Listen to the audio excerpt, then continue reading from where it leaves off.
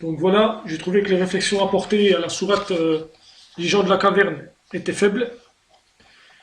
Donc j'apporte ma misérable contribution à la réflexion de cette sourate immense.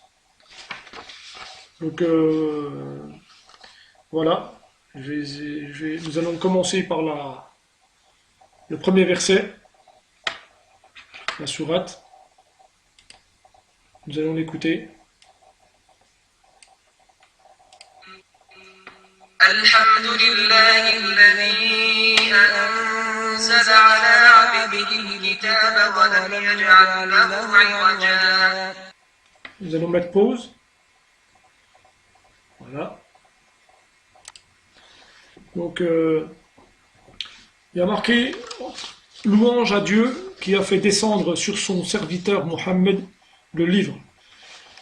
Et n'y a point introduit de tortuosité, ambiguïté.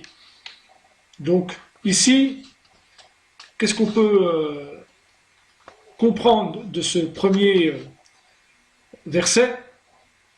Dieu insiste sur le fait que Mohammed n'a pas introduit de tortuosité, il n'a pas modifié donc la sourate ou le Coran.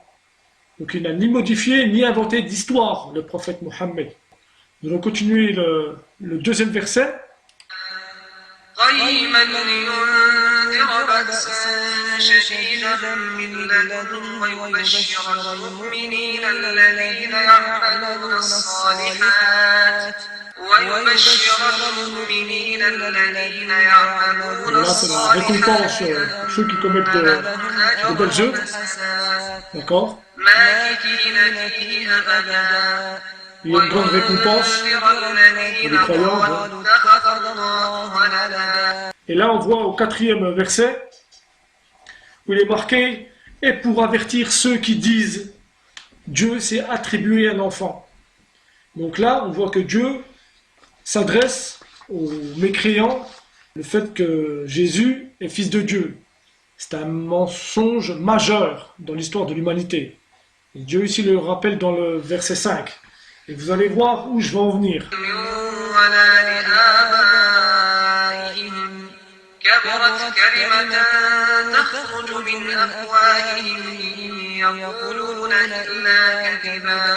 Donc là on voit qu'Allah dit quelle monstrueuse parole que celle qui sort de leur bouche. Donc déjà là, Allah insiste dans les débuts de la sourate de la caverne, et pas par hasard, des monstrueuses paroles, erreurs qu'il raconte. On est d'accord? Quelle monstrueuse parole que celle qui sort de leur bouche. Ce qu'ils disent n'est que mensonge. Donc ça, c'est très important à retenir pour comprendre le reste. C'est pour ça que les explications qu'on a de pas mal de gens, de croyants sur la sourate de la caverne, n'insistent pas sur ces points. On est tous d'accord que c'est une sourate très très importante, majeure. Enfin, donc Dieu insiste sur les mensonges que les gens apportent, disent.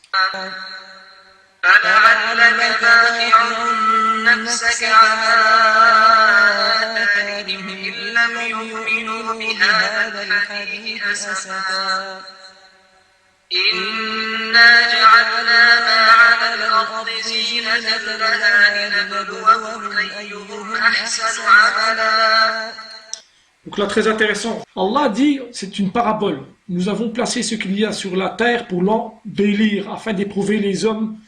En fait, c'est les hommes de savoir, c'est-à-dire les hommes de science, sans laquelle la terre n'aurait pas de valeur. Et de les éprouver entre eux, pour voir qui sont les meilleurs d'entre eux.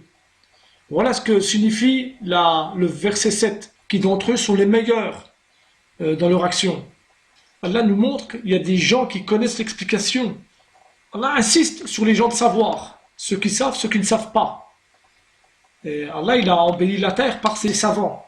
Puis, verset 8. Donc, puis nous allons sûrement transformer sa surface en sol aride. Un jour, Dieu promet d'enlever ses savants de la terre. Puis nous allons sûrement transformer sa surface en sol aride. Une surface sans science, sans savants.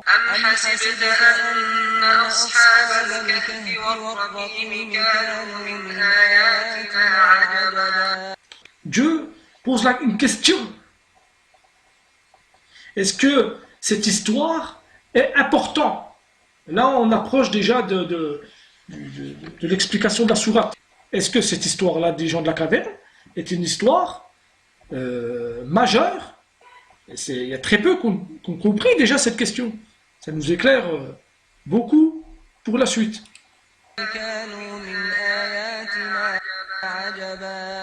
Ils ont utilisé les paroles de Dieu comme versets. Et Dieu les donne, ces termes-là, dans ces versets. Vous comprenez? Les faux versets dans le vrai verset. On continue.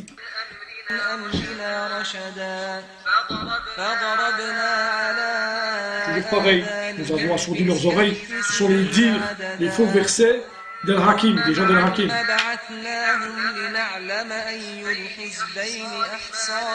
Et ils vont conjecturer, bien sûr, comme vous le voyez, sur la durée exacte de leur séjour.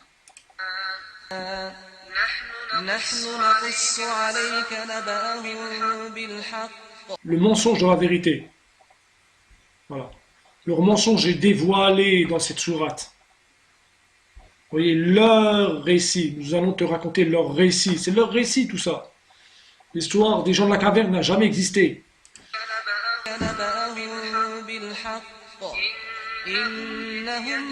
Que c'était des jeunes qui croyaient en leur Seigneur, etc., etc. Ils ont divinisé cette histoire en rendant célèbre, voilà, pour des raisons XY, de fausses croyances.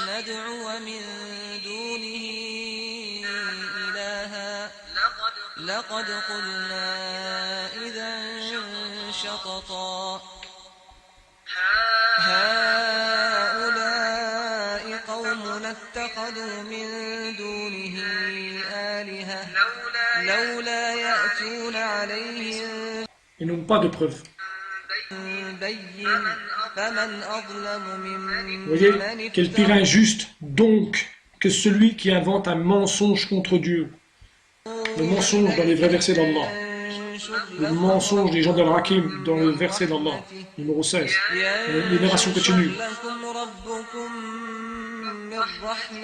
Ils ont bien sûr, voilà, ils ont affirmé que le Seigneur, Allah, avait répandu la miséricorde sur eux. Voilà ce qu'ils ont écrit.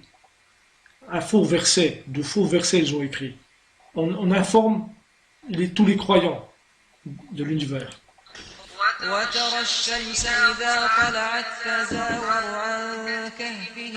En ajoutant un effet extraordinaire, comme le soleil qui se lève et qui se serait écarté de leur caverne, de la droite. C'est un effet extraordinaire, en fait, pour valoriser l'histoire. Un événement incroyable. Et quand ils se couchent, passent à leur gauche, tandis qu'eux-mêmes sont dans une partie spacieuse. C'est un effet qui donne une grande valeur à l'histoire. C'est une fausse histoire que Dieu dément.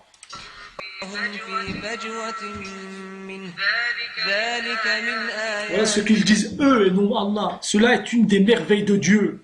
C'est ces gens de Hakim qui affirment cela. Que Dieu lui-même utilise souvent. En termes d'égarement, de bonne voie. Ils ont utilisé ces termes-là même. Pour rendre cette histoire crédible.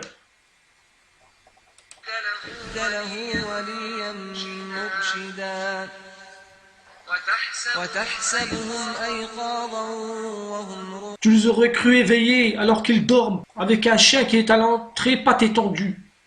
Ça rend le mystère encore plus important. Et tu aurais été assurément rempli d'effroi devant eux. L'effet de peur qui donne à l'histoire une encore plus crédibilité dans les effets, comme des effets spéciaux.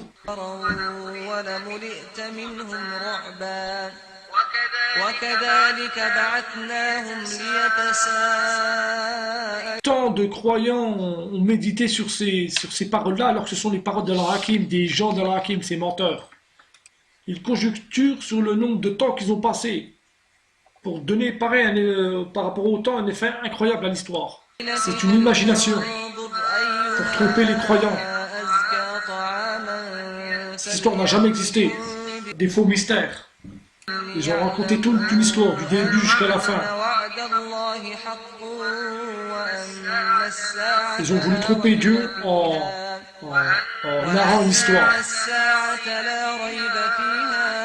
en utilisant le sujet de l'heure. C'est pour donner une crédibilité majeure encore à l'histoire, qu'ils avaient connaissance de l'heure, le jour du jugement dernier. Ils ont rajouté ça à l'histoire. Aussi se disputèrent-ils à leur sujet. Ils ont fini par dire, construisez sur eux un édifice, une espèce de mosquée, de mausolée, un film moderne dans l'histoire qu'ils ont envoyé. Et ils ont conjecturé sur le nombre. Il n'en est que peu qui le savent. Il n'en est que peu. Et là, ils ont fait une faute d'orthographe avec PUT, le verbe pouvoir, alors que c'est peu.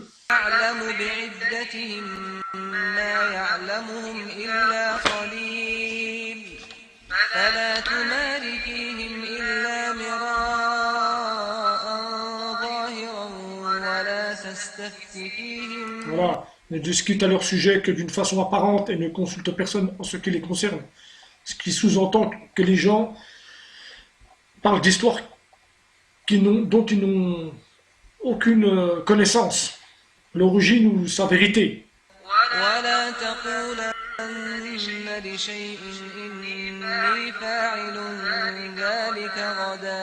Pas hésiter à faire des analyses, des réflexions sur le Coran. Le lire, c'est le réfléchir, le chercher, c'est ce que Allah nous a demandé de faire.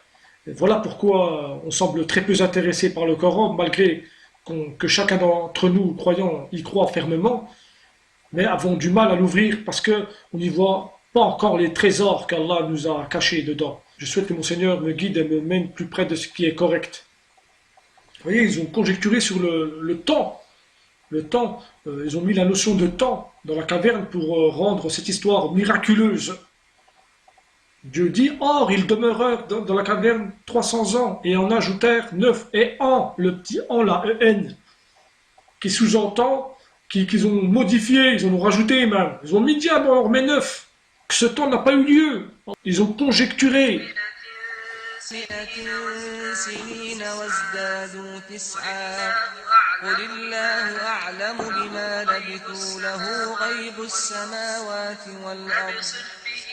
Voyez, regardez.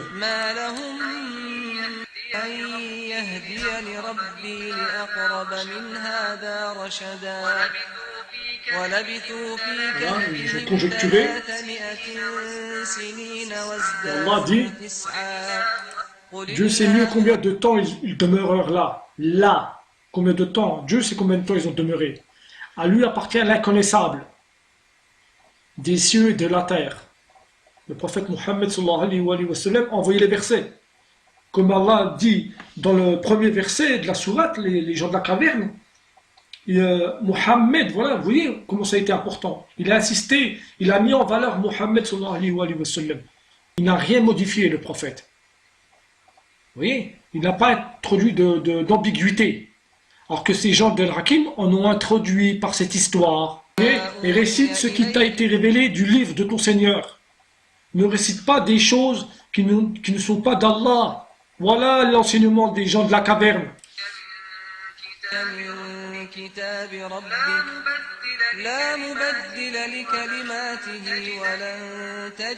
Alhamdulillah, Allahu Akbar. Vous voyez devant vous, la vérité est édifiante. Nul ne peut changer ses paroles. Nul ne peut changer ses paroles. Nul ne peut changer ses paroles. Et tu ne trouveras en dehors de lui aucun refuge.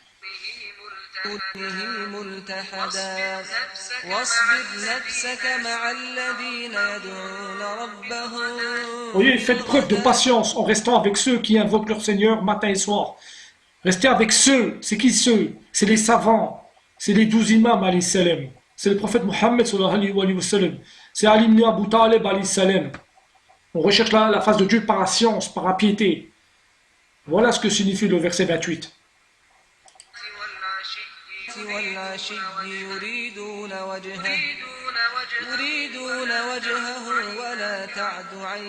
Vous voyez, et que tes yeux ne se détachent point d'eux, de ces savants, de ces vrais savants.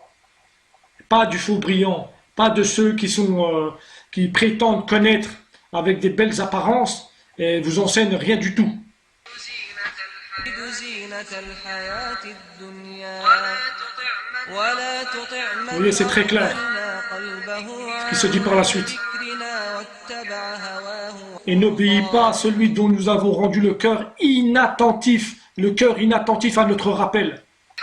وقل الحق من ربكم فمن Allahu Akbar. شاء Vous allez voir, on va donner une petite explication au verset 29. ومن شاء Et فليكفر dit, la vérité émane de votre Seigneur. Quiconque le veut, qu'il croit, et quiconque le veut, qu'il mécroit. Celui qui le veut, qu'il croit. C'est-à-dire que pour recevoir la vérité d'Allah, il faut croire. إنا أعتدنا للظالمين Donc voilà, hein, Dieu بهم سرابا prépare pour les injustes commis de gros mensonges. Le feu, la sentence, le châtiment. Voilà, le châtiment est indiqué dans les versets suivants. Contre ces gens-là qui ont voulu s'amuser aux paroles de Dieu. كالمهل يشوي الوجوه بئس الشراب Voilà ce qu'il leur promet à ces gens-là. مرتفقا Vous voyez, voilà ce qu'il leur promet.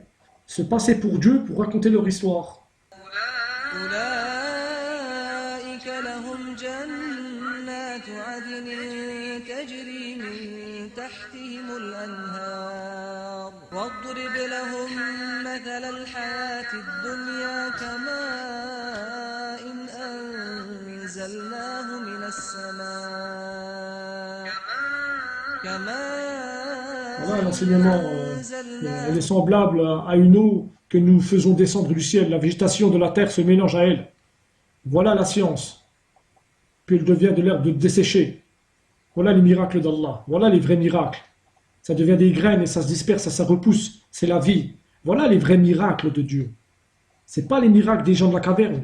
Il n'y a pas eu de miracle là-bas. Donc personne ne pourra l'arrêter, cette vérité. Sauf Allah.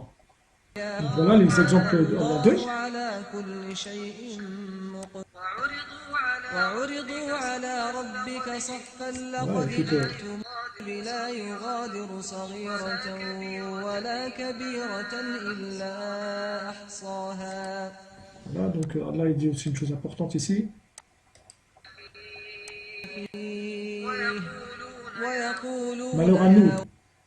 Qu'a donc ce livre à nos maîtres de mentionner ni péché véniel, ni péché capital. Vous voyez, cette phrase universelle. Allez-vous cependant le prendre, Iblis, le maudit, ainsi que sa descendance, pour allier en dehors de moi? Oui, en rapport, en contradiction, en contrepoids aux gens de l'Hakim, de l'histoire des gens de la caverne. N'allez pas prendre allié ces gens-là qui ont raconté ces dires. دوني وهم لكم عدو بئس للظالمين بدلا ما أشهدتهم خلق Oui. السماوات Donc ils se permettent de dire ce qu'ils ont raconté. Allah dit, je ne les ai pas pris comme témoins de la création des cieux et de la terre, ni de la création de leur propre personne. Je n'ai pas pris comme aide ceux qui égarent. Je n'ai pas pris ces gens-là qui ont écrit, qui ont pris un stylo et qui ont écrit, et je n'ai pas pris comme aide ceux qui égarent. ويوم يقول نادوا شركائي الذين زعمتم فدعوهم فلم يستجيبوا لهم وجعلنا بينهم Assurément, nous avons déployé pour les gens dans ce Coran toutes sortes d'exemples, mais pas les exemples des gens de la caverne. الناس من كل مثل وكان الإنسان أكثر Voilà. Vous شيء voyez, l'homme cependant est de tous les êtres le plus grand disputeur. Le plus grand disputeur, quand ils conjecturaient sur le nombre, comme ils étaient. Ils ont fait ça par jalousie, bien sûr, contre Allah. C'est un acte diabolique, de l'histoire des gens de la caverne. Puisque ce n'est pas reconnu, c'est une fausse histoire. Qu'eux, ils ont voulu reconnaître comme vrai et tromper les gens.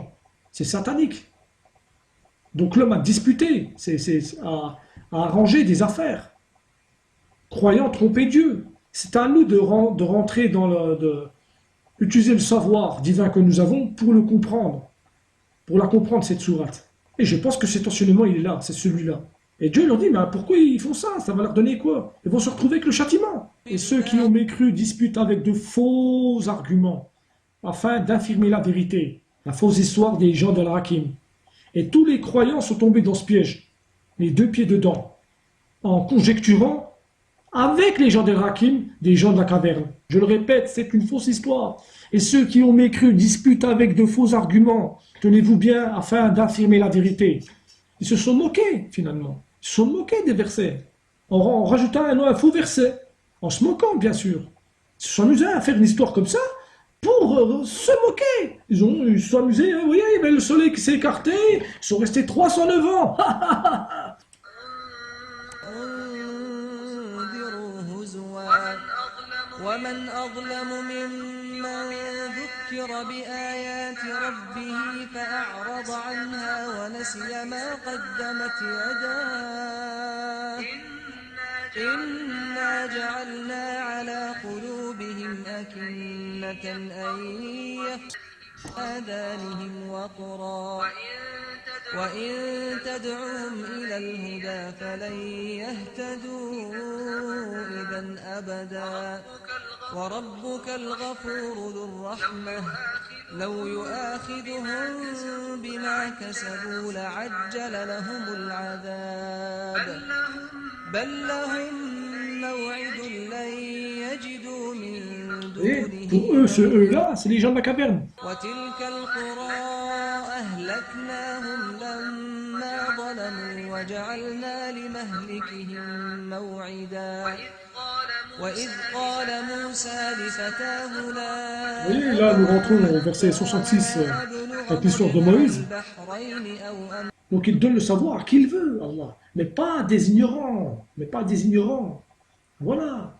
Et Moussa, alayhi salam, qui est prophète, suit l'enseignement de cette personne. Peut-être là, Moïse, on voit que Moïse ne comprend pas toutes les choses qu'a fait la personne dont j'ai oublié le nom, ce savant, le savant, alayhi salam.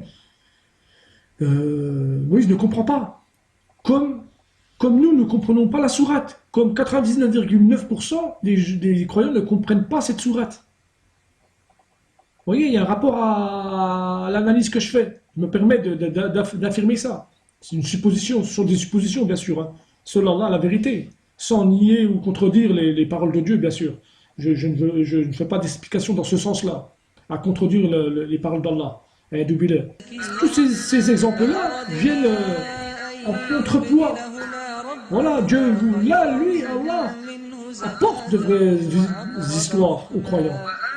Et pas les histoires des gens de la caverne. الجدار فكان لغلامين يتيمين Oui, après d'autres mêmes. وجدها تغرب في Oui, عين cette histoire qui coexistait, subhanallah al-Hazim, dont les histoires ne sont pas venues de la main d'un humain. Vous comprenez la différence? Il y a trois peuplades que Dul-Qarnayn a rencontrées. Ces histoires-là ne viennent pas d'un écrivain, d'un romancier, contrairement aux gens de la caverne. Vous voyez? Ces histoires, Dieu en a été l'origine, et donc on a été le témoin pour nous la raconter. Et ça, c'est des histoires vraies, qu'il faut bien sûr approfondir, connaître le sens. Et voilà des vraies histoires, contrairement aux gens de la caverne. C'est pour ça que tous les exégètes qu'on peut entendre s'attardent juste sur les gens de la caverne, en minimisant à 99,9% le reste de la sourate. Et il en fut ainsi, et nous embrassons de notre science ce qu'il détenait. إنا أعتدنا جهنم للكافرين نزلا Et c'était bien sûr une chose affreuse qu'ils ont قل commise. هل ننبئكم بالأخسرين Tous ces gens de la caverne sont, dans toutes les explications, sont respectés. C'est ce qu'ont voulu faire, c'est ce qu'a voulu faire le diable par ces gens-là. Nous induire en erreur, nous faire réfléchir sur une autre voie. لهم يوم Et leurs actions sont donc vaines. Donc ce qu'ils ont fait, ils ont fait ça pour rien. Et donc il y a beaucoup à méditer sur cette optique-là de compréhension. Puisque cette histoire, au moment où je vous parle, est complètement vivante. Ils l'ont rendue vivante. Ceux qui n'ont pas de science ou peu de science, où est la puissance de la sourate?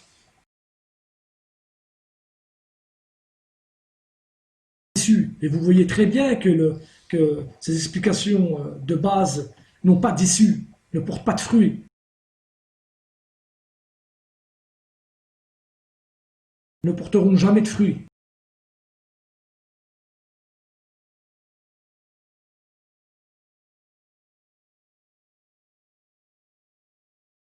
Au début, le pèlerinage qui se fait avec chrétiens et musulmans, puisque je pense que c'est les chrétiens, les associateurs qui ont créé cette histoire avec les 7 dormants d'Éphèse, ces menteurs qui reconnaissent que Jésus est Doubilal, le Fils de Dieu.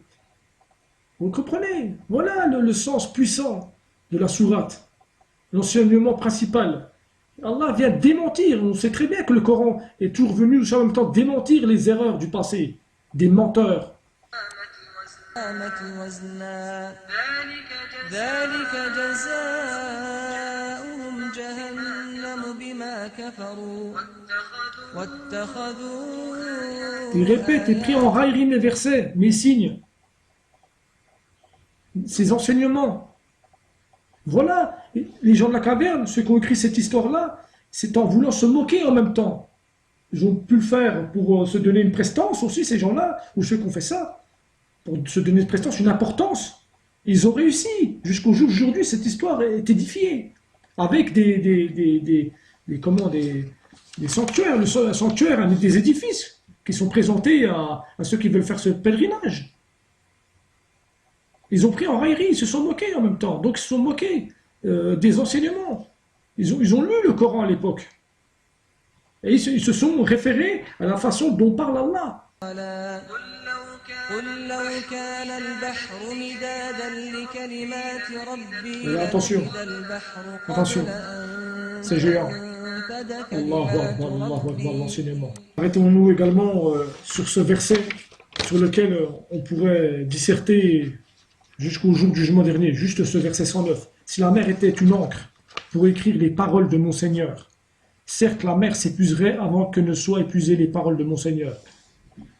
C'est pour ça qu'il faut s'arrêter et mettre pause et venir méditer sur ces lumières, sur cette lumière. Si la mer était une encre pour écrire les paroles de mon Seigneur, je laisse un peu le suspense et je fais exprès de prendre du temps pour rester sur ce verset 109 qui est extraordinaire.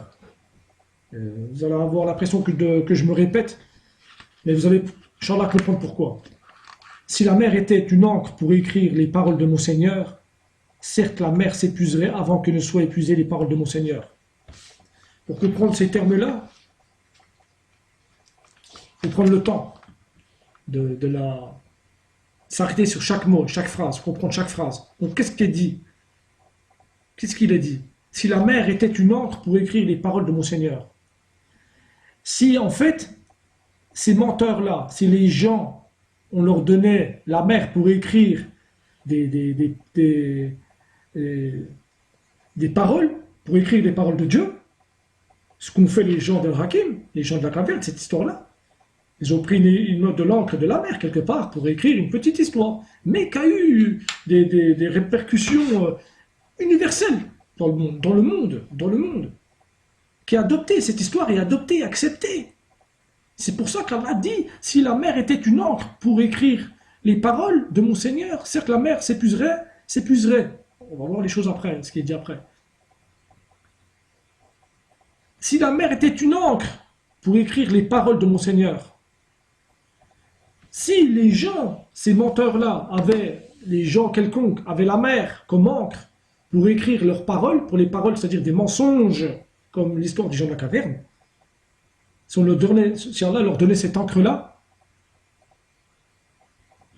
la mer, tout l'encre qu'ils auraient écrit, tout le mensonge qu'ils auraient écrit, ce mensonge-là s'arrêterait avant que ne soient épuisées les paroles d'Allah, de mon Seigneur. Allahu Akbar.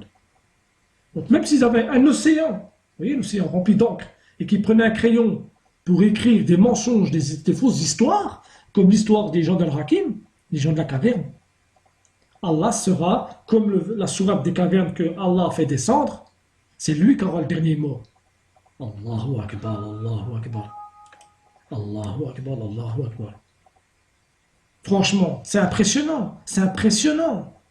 C'est impressionnant que même s'ils avaient assez d'encre. Donc, cette théorie, elle tient déjà par le verset 109. Et des exemples que Dieu a donnés en contrepoids à l'histoire des gens de la caverne. Et tout le monde s'est arrêté sur les gens de la caverne en les prenant pour des gens sages. Des histoires réelles, alors que cette histoire n'a jamais eu lieu. Ils étaient zéro dans la caverne. Il n'y a jamais eu de caverne. Dieu n'a jamais reconnu cette histoire-là. C'est pour ça que Dieu dit, si la mer était une encre pour écrire les paroles de mon Seigneur, certes la mer s'épuiserait. Leur encre ne suffirait. Leur encre serait terminée, mais Allah, lui, il a une encre inépuisable. Et il aura le dernier mot pour écrire la fin. Quand même nous lui apporterions son équivalent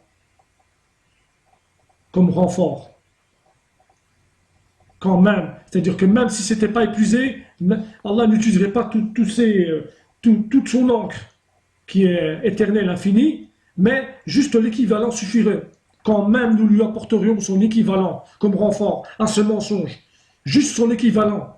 C'est-à-dire quelques petites histoires. C'est-à-dire qu'Allah, il y a d'autres histoires plus fortes encore, connues dans le Coran ou que Allah n'a pas voulu dire. Vous voyez, quand même nous lui apporterions son équivalent comme renfort. Juste au mensonge de cette histoire des gens d'Al-Hakim. Ils n'ont pas dépassé son rang.